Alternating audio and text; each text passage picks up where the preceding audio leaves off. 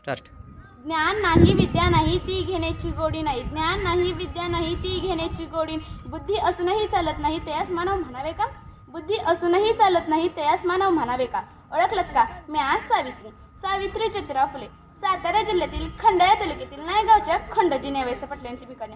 अवघ्या 9व्या वर्षी ज्योतिराव फुले नावाच्या माणसाशी माझं लग्न झालं. आणि मला हळूहळू कळायला लागलं की ज्या माणसाशी माझं लग्न झालं तो काय साधासुद्धा माणूस नाही, तर या जगाला ऊर्जा देणारा एक क्रांतीसूर्यच आहे. त्या काळी बाईंनी उंबरा मांडायची पद्धत नव्हती. बाईच्या जातीनं कसं आपण बरं आपलं घर बरं घरातील माणसं बरं, स्त्री पुरुष उच्च नीच असा लय भेदभाव होता. पण या सर्वांवर एकच उपाय होता, तो म्हणजे शिक्षणाचा ध्यास हा एकच विचार ज्योतिरावांच्या मनात होता. पण एकदा शिक्षणाचा प्रसार करत असताना फरन नावाच्या ब्रिटिश मॅडम त्यांना म्हणाल्या, मिस्टर फुले, तुम्हाला शिक्षणाचा प्रसार करायचा आहे ना, so educated woman first, because if a woman educated the whole house will be educated. पण तुम्ही माणसं वुमनला घराच्या बाहेरच पडू देत नाही. So bad mister Phule. झालं ते घरी आलं की माझ्याकडे पाटी पेन्सिल घेऊन आणि मला म्हणालं, सावित्री, आजपासून मी तुला शिकवणार. झालं सुरू झाला माझा अभ्यास. काना मात्रा वेलांटी आकार उकार बेके बे बेदूंच्या बेतिकसा हाच ध्यास. मी लिहायला शिकले, मी वाचायला शिकले आणि काव्यसुद्धा रचू लागले. आणि अशातच 1 जानेवारी, होय शनिवारी 1 जानेवारी 1848ला पुण्यातील भिडेवाड्यात आम्ही मुलींची पहिली शाळा सुरू केली.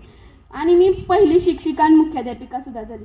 शेळपटासारखं जगाल ना तर काम तमाम होईल, आणि जर वाघासारखं जगाल तर नाव होईल. पण धर्माचं मात्र धर्म बुडाला म्हणून कोल्हे सुरू होती. अहो, एखाद्या सर्वसामान्य माणसाने शिक्षण घेतलं तर कोणता धर्म बुडतो? इतका तकलादू असू शकतो का हा धर्म? अहो, धर्मासाठी माणूस असतो का माणसासाठी धर्म?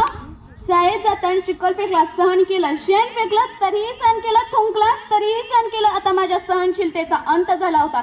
पण आणि अचानक भाटिका येऊन माझ्यासमोर म्हणतो, ए टवळे, कुठं निघालीस ग? आमच्या पोरीबाईशनी शिकवणं बंद कर. अगं, तुला तुझे अब्रू पेरे का ते शिक्षण? कदाचित त्याला माहीत नसावं, आम्ही सुद्धा ज्योतिराव पैलवानांच्या पत्न्या होते. अशी घेतली आणि त्याच्यात सनकीनं त्याच्या कानाखाली लावली आणि त्याला सुनावलं, आज आलायस, थोबाड फुटलंय, पण उद्या पुन्हा मात्र आलास ना, तुझ्या रक्तानं ही धरती रंगवेल. स्त्री कोणत्याही जातीची असो, धर्माची असो, ती नेहमीच अन्यायाला बळी पडत आलेली आहे. अहो, एखाद्या स्त्रीचा नवरा वारला तर तिनं सती जायचं का? आपला नवरा वारला तर त्यात काय तिचा दोष असतो? यासाठीच आम्ही काम केलं. इंग्रज सरकारने सतीबंदी प्रशासन सुरू केलं. केशव वफन सुद्धा सुरू केलं. आम्ही विधवा महिला काशीबाई हिच्या मुलालाच म्हणजे यशवंताला आम्ही दत्तक घेतलं.